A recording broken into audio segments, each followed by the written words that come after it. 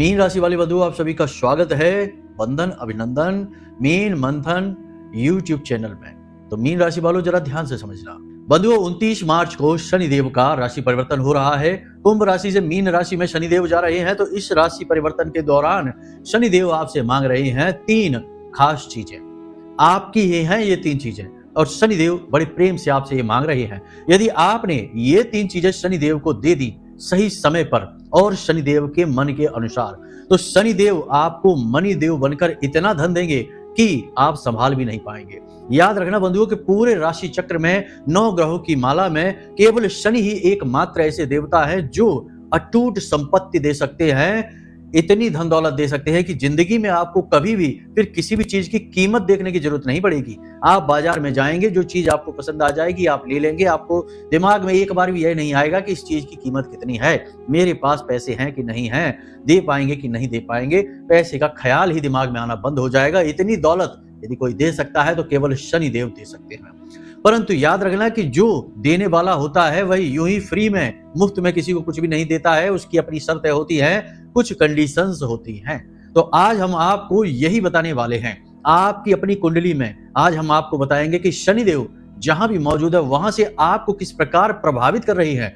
लोग अक्सर यह कहते पाए जाते हैं कि गुरुजी शनिदेव ने हमारी जिंदगी बर्बाद कर दी है, शनिदेव हमारी जिंदगी में तमाम रुकावटों के कारण हैं, हमें आगे बढ़ने ही नहीं दे रहे हैं। लेकिन यह विचार ही गलत है। शनिदेव को शिक्षक कहा जाता है, कर्म फलदाता कहा जाता है, न्यायदाता कहा जाता है। तो ऐसे में भला शनिदेव ऐसा क्यों करेंगे कि आपकी जिंदगी बर्बाद कर दें? नहीं, आपको असल में शनिदेव के स्वभाव के बारे में ही नहीं पता है, इसलिए आप अनजाने में ही सही गलतियां करते चले जा रहे हैं और शनिदेव उन गलतियों का हिसाब किताब आपको देते जा रहे हैं, जिस वजह से आप परेशान हैं।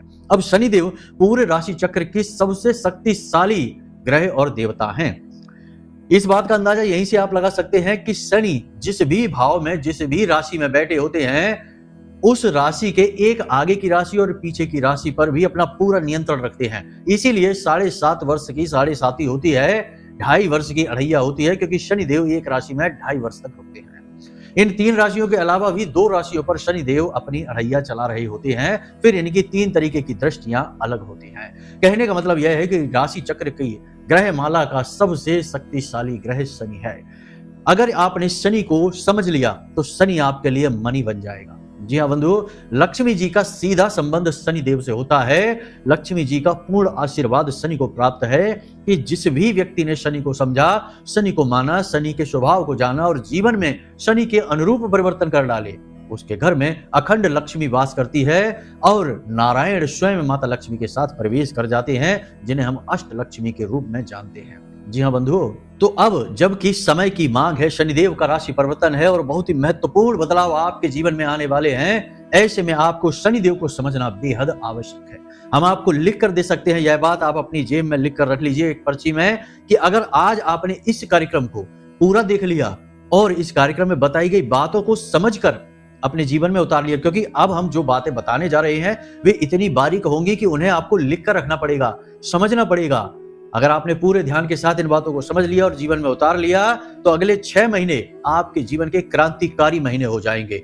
फिर आपके ऊपर चाहे 7.5 हो, अढ़ैया हो, शनि की कोई भी दृष्टि पड़ रही हो, शनि आपके किसी भी भाव में बैठे हो, आपकी कुंडली में, जन्म कुंडली की बात कर रहे हैं हम, किसी भी भाव में बैठे हो, आपको राजा बनने से कोई रोक नहीं सकता है। जी हाँ बंधुओं, शनि जो आपके लिए रुकावट का कार्य कर रहे हैं वही आपको आगे बढ़ाएंगे।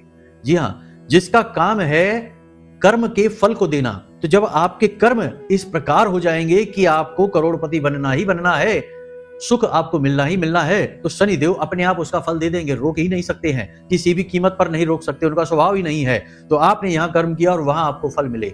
हम ऐसे सैकड़ों लोगों को जानते हैं बंधुओं, जिनके जीवन में शनि की 7.5 चल रही है और उन्होंने इतनी दौलत कमाई, इतना पैसा कमाया कि जिसकी कोई हद नहीं, सीमा नहीं, लाखों करोड़ों के वारे न्यारे हो गए उनके शनि की 7.5 में। तो बस बंधुओं, आज का यह कार्यक्रम बहुत ही महत्वपूर्ण है, बेहद ज्ञानवर्धक है।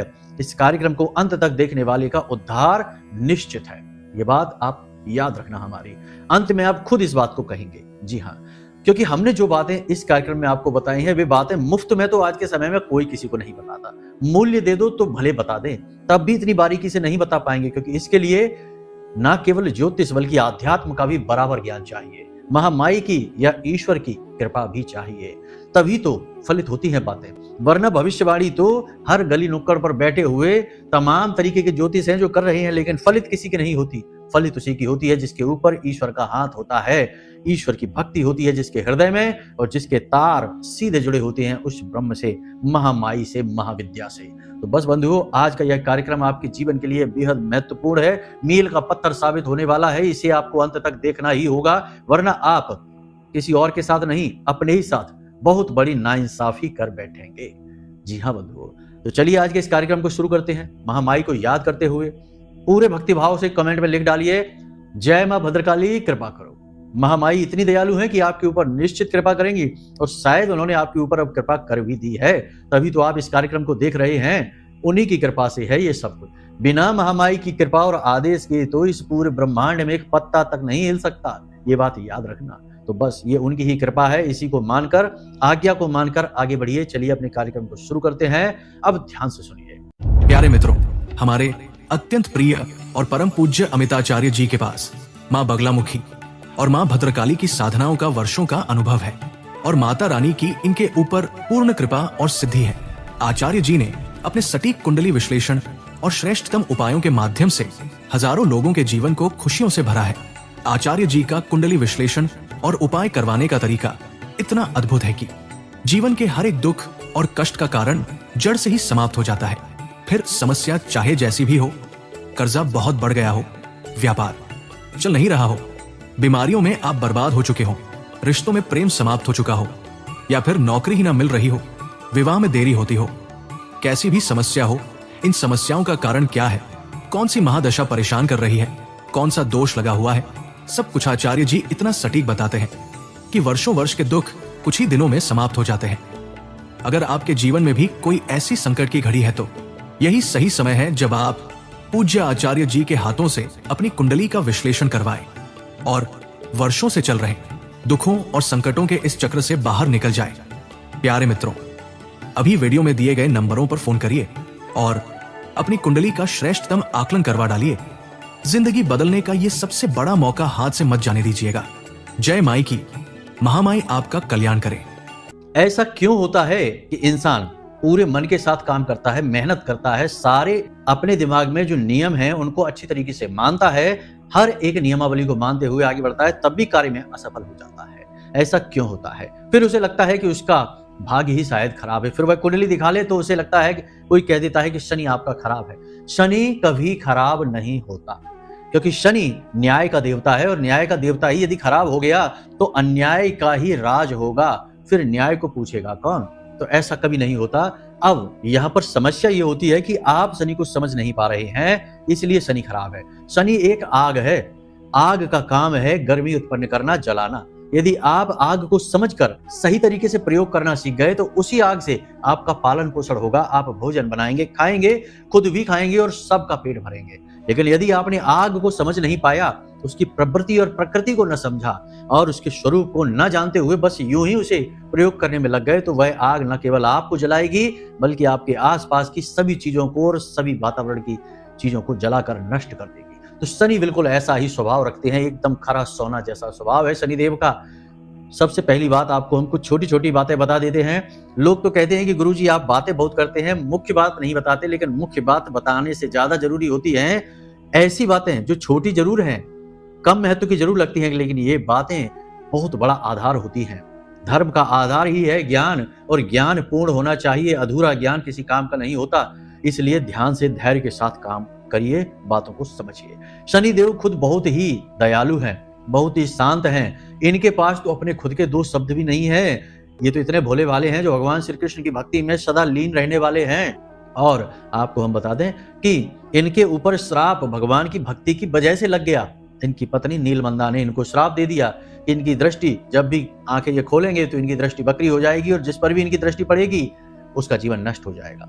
तो ये श्राप शास्त्रों में लिखा हुआ है कि शनिदेव की दृष्टि बकरी है। फिर भी लोग देखो आजकल क्या कर रहे हैं, ऐसे मंदिरों में जाते हैं जहां शनिदेव की मूर्ति लगी है, और मूर्ति लगी है जिसमें शनिदेव की आंखें आपको ही देख रही हैं। देखिए अजीब विडंबना, समाज की मूर्खता और कुछ बेवकूफ लोगों की। यह युग है कि अधर्मी और जिन्होंने कभी शास्त्र नहीं पढ़े उनकी मूर्खता की पराकाष्ठा।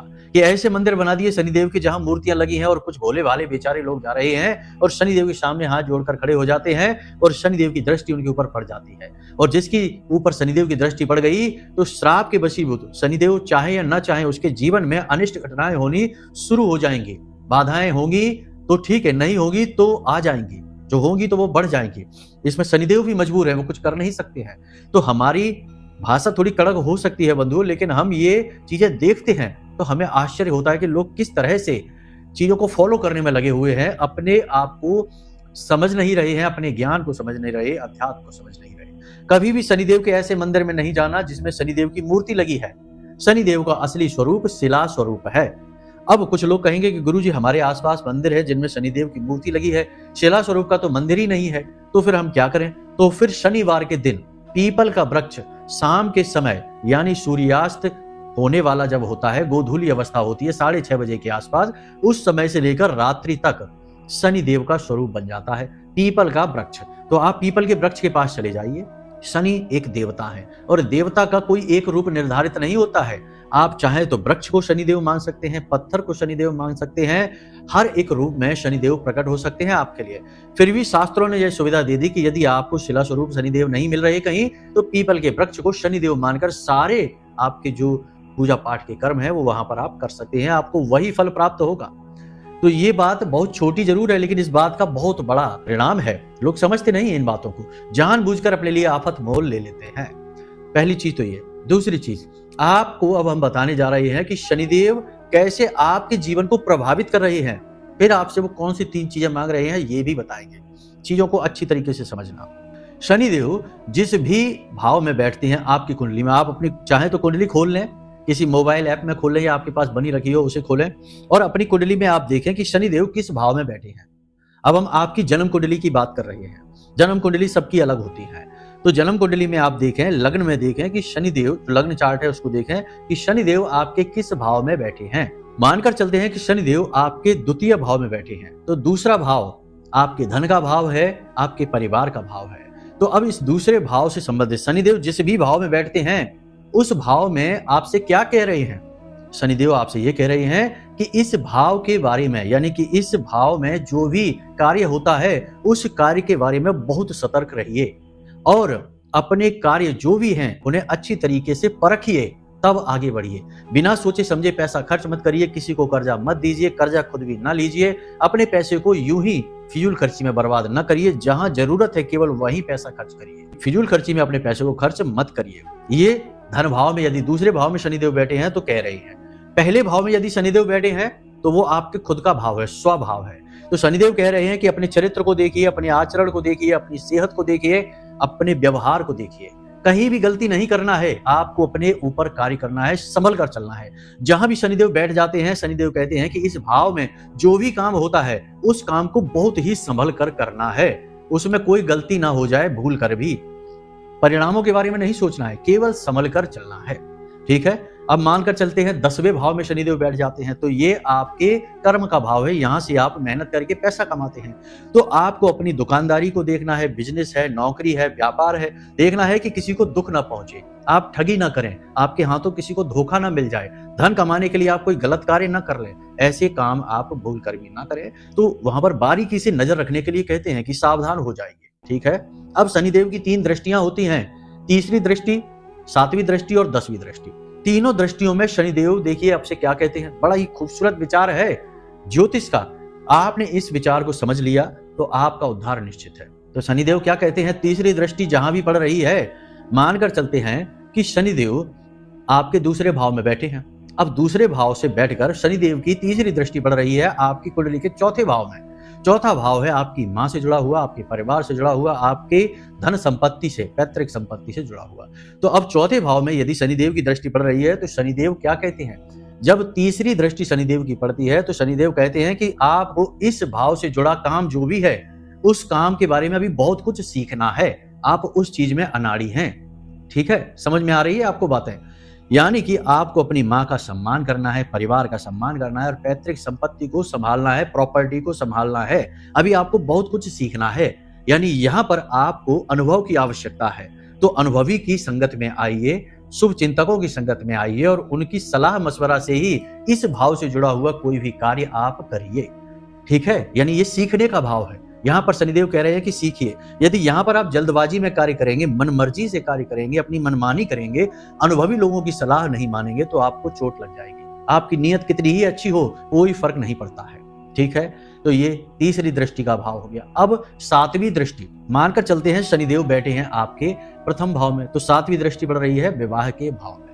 विवाह के भाव में हार्ड वर्क, मेहनत, यही भाव होता है आपके पार्टनरशिप का। छोटे मोटे रोजगार व्यवसाय, जैसे दुकान है कोई छोटी मोटी है इसका, तो ये यहाँ पर कठोर परिश्रम के बारे में शनिदेव कह रहे हैं कि यहाँ पे आप मेहनत करिए, बहुत मेहनत करिए, हार्ड वर्क करिए। ठीक है, मानकर चलते हैं कि शनिदेव अष्टम भाव में सातवीं दृष्टि डाल रहे हैं आपके। अगर दूसरे भाव में शनिदेव बैठे हैं तो तीसरी दृष्टि चौथे भाव में जाएगी और सातवीं दृष्टि इनकी अष्टम भाव में जाएगी। तो अष्टम भाव आपकी आयु का भाव है, मृत्यु का भाव है। शनिदेव यहाँ पर कह रहे हैं कि वाहन संभल कर चलाइए, किसी से झगड़ा मत करिए। मृत्यु से मतलब है मृत्यु तुल्य कष्ट, मृत्यु नहीं, मृत्यु के समान कष्ट प्राप्त हो सकते हैं, तो लापरवाही नहीं करना है। आचार व्यवहार को नियंत्रित रखिए, जानबूझकर किसी से पंगे मत लीजिए, वाहन उल्टा सीधा मत चलाइए, बिना मतलब में किसी से उलझिए नहीं और अपने स्वास्थ्य का, सेहत का विशेष ख्याल रखिए। गलत कार्य न करिए, योग प्राणायाम अध्यात्म से जुड़ जाइए। ठीक है, अब यहां से शनिदेव की 10वीं दृष्टि पड़ रही है। कहां? 10वीं दृष्टि पड़ रही है आपके 11वें भाव में। ठीक है, ध्यान से समझते चल रहे हैं। हमने माना है कि शनिदेव दूसरे भाव में बैठे हैं, वहां से इनकी दृष्टियां गिनिए। तीसरी दृष्टि इनकी पड़ रही है आपके चौथे भाव में, सातवीं दृष्टि इनकी पड़ रही है आपके अष्टम भाव में और 10वीं दृष्टि पड़ रही है आपकी कुंडली के 11वें भाव में। 11वां भाव है आपकी आय का, इनकम का। तो आप आय, इनकम कहां से ला रहे हैं, किस प्रकार से ला रहे हैं? ये जो भाव है ये निस्वार्थ सेवा का भाव है। यानी कि जो 10वीं दृष्टि है शनिदेव की, वह निस्वार्थ सेवा की दृष्टि है। यहां पर आपको क्या करना है, मानकर चलते हैं कि 11वां भाव है आपकी आय का भाव, इनकम का भाव है। तो इस भाव में शनिदेव चाहते हैं कि आप निस्वार्थ भाव से मेहनत करिए। आप पैसा कमाने के लिए जो भी कार्य करते हैं, पैसे के बारे में सोचकर न करिए, अपने काम पर ध्यान दीजिए, अपनी क्वालिटी को सुधारिए, अपने ऊपर मेहनत करिए, अपने अंदर इतना हुनर, इतना टैलेंट पैदा कर लीजिए कि पैसा खुद ही अपने आप आपके पीछे पीछे चलकर आएगा। अब पैसे के बारे में विचार करते करते यदि आप काम करेंगे तो हो सकता है कि आपका अपने काम से ध्यान हट जाए और पैसे की गिनती पर ध्यान चला जाए कि आज कम पैसे आए, आज ज्यादा पैसे आए, इनका क्या करें, कैसे करें। ये नहीं सोचना है आपको, निस्वार्थ भाव से सेवा करनी है। तो आपको यहाँ पर मेहनत करनी है, लेकिन परिश्रम परिणाम को ध्यान में रखकर नहीं, अपनी क्वालिटी को सुधारने के लिए करना है। समझ में आ रही हैं आपको बातें? हमने यहाँ पर आपको बताई हैं, इनको सारांश कर देते हैं, मूल कर देते हैं इनका, कि शनिदेव आपकी कुंडली के जिस भी भाव में बैठे हैं, 1 से लेकर 12 तक जिस भी भाव में बैठे हैं, उस भाव के बारे में आपसे कहते हैं कि आप सावधान रहिए, अलर्ट रहिए, सतर्क रहिए, वरना आपको धोखा मिल सकता है। ठीक है, फिर इनकी तीसरी दृष्टि जिस भी भाव में पड़ती है, उसके बारे में शनिदेव कह रहे हैं कि इस भाव के बारे में अभी आपको बहुत कुछ सीखना है, तो सलाह लेते रहिए, अनुभवियों की सलाह, माता पिता की सलाह लेते रहिए। सप्तम दृष्टि जिस भी भाव में पड़ती है, शनिदेव कहते हैं यहाँ आपको बहुत मेहनत करनी है, हार्ड वर्क बहुत ज्यादा करना है सफलता प्राप्त करने के लिए। फिर शनिदेव की जो 10वीं दृष्टि यानी 10वीं दृष्टि जिस भाव में पड़ रही है, वहां निस्वार्थ सेवा करिए, यानी कि जहां बैठे हैं वहां से संभल कर रहिए, अलर्ट रहिए। तीसरी दृष्टि में आप कुछ सीखिए, उसके बाद 7वीं दृष्टि में आप हार्ड वर्क करिए और 10वीं दृष्टि में निस्वार्थ भाव से कार्य करिए। फिर देखिए कैसे शनिदेव आपको देना शुरू करते हैं, इतना धन देंगे जिसकी कोई सीमा नहीं है। अब छोटे छोटे से कुछ कार्य हैं, हम आपको बता देते हैं, उपाय, क्रियाएं, इन्हें आप जरूर ध्यान रखिए। शनिवार के दिन आपको ये 2 कार्य हमेशा करने हैं, हमेशा। ठीक है, इन्हें आप नियम बना लीजिए, बहुत ही सरल कार्य हैं आपको करने। हाँ, अब ऐसा होगा कि महीने में 1 आध शनिवार आप मिस कर सकते हैं ये 2 कार्य, लेकिन कोशिश करिए कि महीने में कम से कम 2 से 3 शनिवार तो हो ही जाए। तो आपको क्या करना है, किसी भी शिव जी के मंदिर में या हनुमान जी के मंदिर में आप इस कार्य को करें। थोड़ा सा सरसों का तेल लें, ठीक है, सरसों का तेल लें और स्टील का बर्तन लें, लोहे का बर्तन लें, किसी और धातु का नहीं। स्टील और लोहा जो है वह शनिदेव का सूचक है। तो आपको सरसों का तेल लेना है उस बर्तन में और उसे लेकर आप मंदिर में जाइए और मंदिर में जाकर आपको उस बर्तन में अपनी छाया देखनी है, अक्स अपना देखना है और उस तेल को उस मंदिर में दान कर दीजिए। ठीक है, पात्र को दान नहीं करना है, केवल तेल को दान कर देना है। पहली चीज तो यह है। दूसरी चीज कि दूध से हलवा बनाइए, दूध से हलवा, किसी भी चीज का हलवा बना लीजिए, बस उसमें दूध डला होना चाहिए पानी की जगह। दूध से बना हुआ हलवा एक कटोरी मंदिर में जाकर दान कर दीजिए। हर शनिवार इस कार्य को आप करिए। कितना ही बदनसीब इंसान क्यों ना हो, बड़े से बड़ा दुर्भाग्यशाली इंसान क्यों ना हो, जीवन नर्क क्यों ना बना जा रहा हो, कुछ ही समय में चमत्कार होने लगेंगे। शनिदेव खुद लाकर आपकी सफलता आपके हाथों में पकड़ा देंगे। इन कार्यों को जो भी व्यक्ति ईमानदारी से, मेहनत के साथ, नियमबद्ध तरीके से करेगा। ठीक है, ये सारी बातें आपने समझ ली। यहां पर आपकी कुंडली के बारे में हमने बताया, 2 बहुत ही शक्तिशाली क्रियाओं के बारे में हमने आपको बताया। अब बात करते हैं कि शनिदेव आपसे क्या मांग रहे हैं। देखिए बंधु, इस दुनिया की सच्चाई क्या है। सब जो पूजा पाठ कर्म कांड हैं या जो भी व्रत उपवास हैं, साधनाएं हैं, सब अपनी जगह, लेकिन आपके आचरण, आपका व्यवहार, आपकी नीयत अपनी जगह। अगर आपके आचरण, आपके व्यवहार, आपकी नीयत खराब है तो आप चाहे कितनी ही पूजा पाठ साधना करिए, चाहे आप कितने ही दीपक जलाइए, कितना भी दान करिए, कोई भी फल आपको प्राप्त नहीं हो पाएगा। तो सबसे बड़ी चीज है कि शनिदेव आपसे क्या मांग रहे हैं। 3 चीजें मांग रहे हैं, ध्यान से समझिए। पहली चीज है अनुशासन। शनिदेव को अनुशासन में रहने वाले लोग बहुत अधिक प्रिय होते हैं। तो शनिदेव आपसे अनुशासन मांग रहे हैं, यानी कि आपको हर कार्य अपना अनुशासन में करना है, डिसिप्लिन में करना है। अब डिसिप्लिन क्या है? केवल सुबह जल्दी सोकर जाग जाना, शाम को या रात को सही समय पर सो जाना, सही समय से भोजन कर लेना, ये सब डिसिप्लिन है, अनुशासन है। लेकिन इतने ही अनुशासन से काम नहीं चलेगा। अनुशासन है आपके काम के विषय में। आपका जो काम है उसे आप सबसे अधिक प्राथमिकता दीजिए। पार्टीबाजी न करिए, इधर उधर न घूमिए, गप्पे न हाँकिए, अपना समय खराब न करिए। अपने काम को छोड़कर गप्पे हाँक रहे हैं। बहुत सारे लोगों को हमने देखा कि बैठकर पत्ते खेल रहे हैं और उनका काम पड़ा हुआ है, काम छोड़कर टाइम पास में लगे हुए हैं, इधर की उधर की गप्पे हाँकने में घंटों बर्बाद किए दे रहे हैं, फिर अपने जो जरूरी कार्य हैं उसे करने में जल्दबाजी मचा रहे हैं। तो ऐसा नहीं करना है। अपने काम को नियत समय पर, सही समय पर पूर्ण कर लेना श्रेष्ठ अनुशासन है। और जो आपको सुबह जल्दी जागना है, रात में जल्दी समय पर सोना है और ये मोबाइल नहीं देखना है, ये सारी चीजें जो है ये तो आपके जीवन को संतुलित बनाने वाले अनुशासन है। परंतु जो अनुशासन हम आपको काम के विषय में बता रहे हैं, उसी अनुशासन की मांग शनिदेव आपसे कर रहे हैं। तो अनुशासन आपने समझा, पहली चीज अनुशासन। दूसरी चीज आपकी नीयत। हमेशा आप कोई भी कार्य करिए, किसी भी तरीके का कार्य आप करिए, उसके पीछे जो परिणाम आ रहा है उस परिणाम के बारे में जितना हो सके उतना कम से कम सोचिए। कम से कम सोचिए परिणाम के विषय में। जितना हो सके आपको काम के विषय में विचार नहीं करना है। यानी काम तो सोचिए लेकिन परिणाम न सोचिए। नियत साफ रखिए। कभी भी खराब गंदी नियत के साथ कोई भी कार्य न करिए। अब नियत खराब कैसे होती है कि हमने पैसा कमाया और उस पैसे को मानकर चलिए हम मांगते हैं भगवान से कि हे भगवान हमें पैसे दो, लाखों करोड़ों की दौलत दे दो। दौलत मिल जाएगी तो हम अपने लिए घर खरीदेंगे, मकान खरीदेंगे, गाड़ी खरीदेंगे, ये करेंगे, वो करेंगे। ये सारी चीजें तो हम बोलते हैं, लेकिन हम ये भी सोचना चाहिए कि जो दौलत, जो हमें सफलता, जो कामयाबी भगवान देंगे, उससे हम दूसरों का भला किस प्रकार करेंगे। अपना भला आप कर लीजिए, इसमें कोई बुराई नहीं, लेकिन जो भगवान ने आपको दिया है उसमें सबकी हिस्सेदारी है। तो पशु पक्षियों के लिए भोजन कराएंगे, गायों के लिए घास की, चारे की व्यवस्था करेंगे, गरीब मजबूरों को हम मदद करेंगे, उन्हें अन्न और धन का दान करेंगे। यानी कि मन में आपके दया भाव होनी चाहिए, आपकी नीयत साफ होनी चाहिए, सबके हित में सोचना चाहिए। अगर आप ऐसे चलेंगे तो आपको कामयाबी अवश्य मिलेगी, निश्चित तौर पर मिलेगी। तीसरी चीज शनिदेव आपसे क्या मांग रहे हैं, ये बहुत ही महत्वपूर्ण है। बहुत छोटी चीज है, बहुत हल्की चीज है, लेकिन इसे समझ लीजिए कि तीसरी चीज शनिदेव आपसे मांग रहे हैं आपका स्वास्थ्य।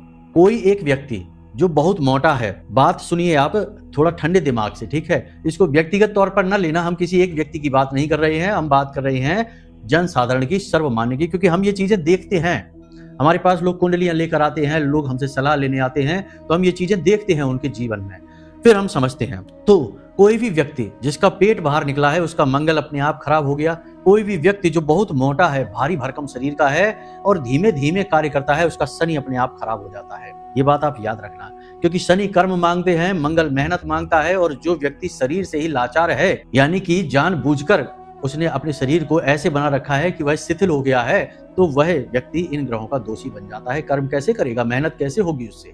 तो आपको अपने स्वास्थ्य का विशेष ख्याल रखना है। नियमित व्यायाम करिए, खान पान का विशेष ध्यान दीजिए। आपने देखा होगा कि शनि जिसके खराब होते हैं, कहे जाते हैं कि आपकी कुंडली में शनि खराब है, तो ऐसे जातकों का पेट खराब बहुत रहता है। अब ऐसे जातकों का पेट खराब क्यों रहता है, उनका पेट में कोई कमी नहीं है, लेकिन ऐसे जातकों की आदत खाने के मामले में खराब होती हैं। इन्हें स्वाद वाली चीजें ज्यादा खाइए, फास्ट फूड ज्यादा चाहिए, चिकनाई वाली चीजें ज्यादा चाहिए, यानी ये स्वाद के लिए खाते हैं, स्वास्थ्य के लिए नहीं। इसीलिए इनका पेट खराब रहता है, इसीलिए इनका शनि खराब हो जाता है। आपको समझ में आ रही है, सारी बातें जुड़ी हुई हैं। तो शनिदेव कहते हैं कि आप स्वास्थ्य के बारे में सोचिए, सेहतमंद चीजें खाइए, व्यायाम करिए और फिट रहिए, क्योंकि फिट रहेंगे तभी तो मेहनत कर पाएंगे। बीमार शरीर के साथ भला कौन सी उपलब्धि हासिल की जा सकती है?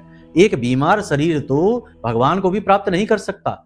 इसलिए स्वास्थ्य सबसे पहला सुख कहा गया है। पहला सुख है निर्मल काया। तो ये शनिदेव भी आपसे कह रहे हैं। तो अब से आप नियम बनाइए, अपनी कुंडली को देखिए। पहले तो हमने आपको बताया शनि की क्या पोजीशन है, उसके अनुसार शनिदेव आपसे क्या मांग कर रहे हैं, आपको पहले ही पता लग जाएगा। फिर ये 3 बातें, अब शनिदेव का जो गोचर हो रहा है, इसके बाद आप मन में ठान लीजिए कि आप अपने जीवन में ये 3 आचरण अवश्य लेकर आएंगे। बाकी शनिदेव के जुड़े हुए जो विचार है वो हमने आपको बता ही दिए हैं। एक छोटी सी बात आपको हम और बता दें, इसे आप अपने दिमाग में रखिए और आपको निश्चित कामयाबी मिलेगी। छोटी सी बात यह है कि आप अपनी हथेली पर हरे रंग के पेन से एक छोटा सा निशान अवश्य बनाकर रखिए। छोटा सा निशान क्यों है? छोटा सा निशान है, ध्यान से समझिए, इन्फिनिटी का, यानी 8 का। आपने अंग्रेजी के 8 देखे हैं किस प्रकार होते हैं? ये 8 जो है यह शनिदेव का अंक होता है और यह इन्फिनिटी अनंत का अंक होता है। हथेली पर, दाहिनी हथेली पर इसे आप अवश्य बनाकर रखिए, छोटा सा 8। लेकिन काले रंग से नहीं बनाना, काला रंग राहु का भी है, शनि का भी है। हरे रंग से बनाना, हरा रंग बुध का रंग होता है और बुध क्या है? जीवन में धन आकर्षण का कारक बनता है। तो बुध से आप शनि का साइन बनाना, इन्फिनिटी का साइन बना लेना। देखने वाले को यह 8 लगेगा, लेकिन आपको इसे 8 की तरह नहीं देखना है, आपको इसे देखना है अनंत की तरह। और आप इस हाथ से जो भी काम करेंगे, धन देंगे, किसी की मदद करेंगे, कोई भी कार्य करेंगे, सारे कार्य आपके सफल होते चले जाएंगे। लेकिन फिर से एक यही बात हम कहेंगे कि सारी चीजें एक तरफ, आचरण एक तरफ। आपको अपने आचरण पर तो कार्य करना ही पड़ेगा। बिना आचरण पर कार्य किए आप चाहें कि आपको कामयाबी मिल जाए, हर ग्रह देवी देवता आपकी मदद करने के लिए आगे आ जाए, संभव नहीं है। इस बात को ध्यान से समझ लेना। तो बस सारी बातें हमने आपको स्पष्ट बता दी हैं। बाकी भगवान की भक्ति करिए, पूजा पाठ करिए, सत्कर्म करिए। जुआ, शराब, सट्टेबाजी, अनैतिक कार्य, व्यभिचार और मांसाहार भूल कर भी मत करिए, वरना बर्बादी तय है, कोई रोक नहीं सकता है। बाकी हमेशा खुश रहिए। जो भी चीज आपके पास है उसके लिए ईश्वर को, भगवान को धन्यवाद देते रहिए। जी हाँ बंधु, तो चलिए आज के इस कार्यक्रम को यहीं विराम देते हैं। कोई भी प्रश्न यदि मन में उठे या अपनी कुंडली का विश्लेषण कराना चाहते हैं हमारे द्वारा, तो नंबर वीडियो में दिए गए हैं, इन नंबरों पर फोन करिए, सारी जानकारी ले लीजिए। नवरात्रि आने वाले हैं, महामाई आप सभी का कल्याण करें। हमेशा प्रेम से रहिए, मुस्कुराते रहिए और महामाई को धन्यवाद देते रहिए। जय माई की। महामाई आपका कल्याण करें। धन्यवाद। हमारे प्रिय और परम पूज्य आचार्य जी ने अपनी साधनाओं के अनुभवों पर आधारित शक्तिशाली उपाय और क्रियाओं के माध्यम से हजारों लोगों के जीवन को पूरी तरह से बदला है। आचार्य जी के द्वारा बताया गया हर एक उपाय इतना सटीक और कारगर होता है कि जो भी इसे पूरे भाव के साथ कर लेता है, उसे साक्षात महामाई की कृपा और आशीर्वाद प्राप्त हो जाती है। इसलिए निसंकोच इन उपायों को पूरे भाव के साथ करिए, आपका कल्याण होगा। जय माई की।